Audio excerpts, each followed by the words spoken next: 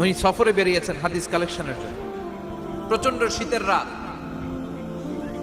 উনি মাগরিবের নামাজ, এশারের নামাজ পড়ে একটা মসজিদে শুয়ে পড়লেন, আর শুয়ে শুয়ে হাদিস পড়তেছেন। কি পড়তেছেন? কথা বলেন।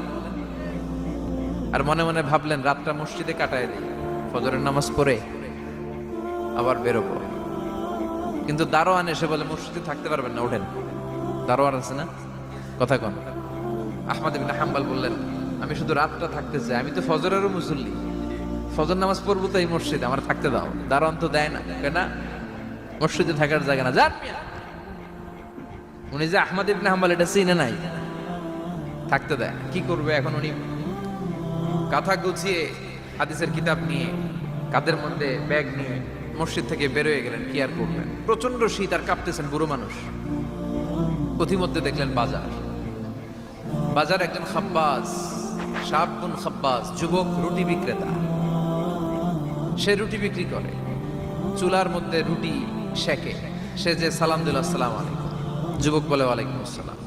আহমদ ইবনে হাম্বল বলে যুবক, আমার যাওয়ার জায়গা নেই, সফরে বেরিয়েছি, খুব শীতে কষ্ট পাচ্ছি, রাতে যদি তোমার এই চুলা